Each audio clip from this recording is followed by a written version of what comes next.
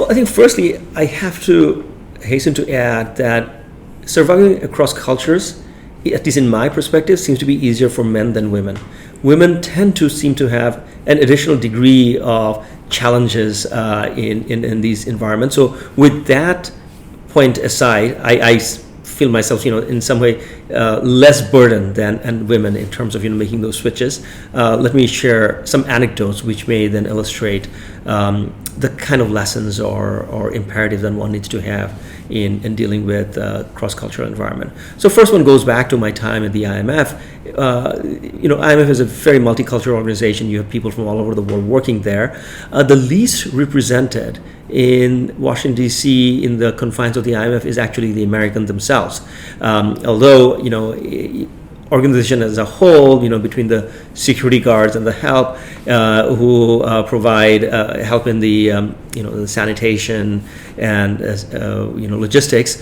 Beyond that, in terms of professional economists, few and far between. So one is living in America but working in an organization that is actually not very American.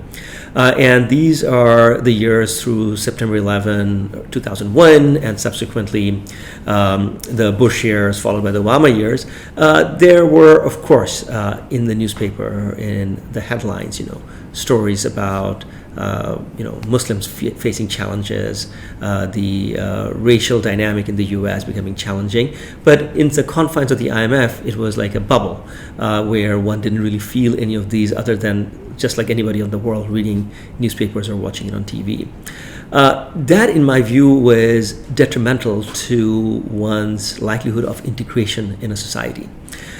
So that's why I feel that many of my current and former colleagues in the multilateral world, whether it's the United Nations or World Bank or IMF, feel that they live in New York or Washington D.C. without really living there, because the day-to-day reality of the average American is not what people in that bubble face.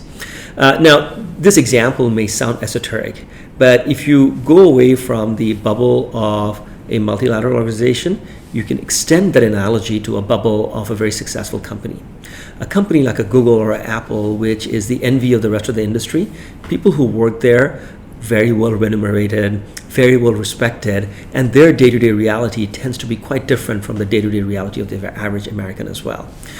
So you switch that reality to life in Singapore.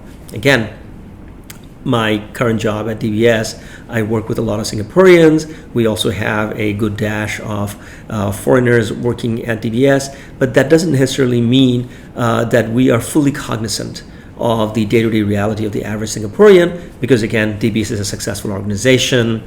It is a place that many Singaporeans aspire to work, and therefore what seems to work at DBS does not necessarily translate one for one as what is working for the average Singaporean on a day-to-day basis. So whether one is working at a multilateral organization in Washington, D.C., or in a large successful bank in Singapore, I think that risk of being part of an echo chamber, part of a bubble where everything sort of works out, and therefore there is some degree of incomprehension as to why there is angst out there, why there is tension. I think that exists across cultures and time and geography.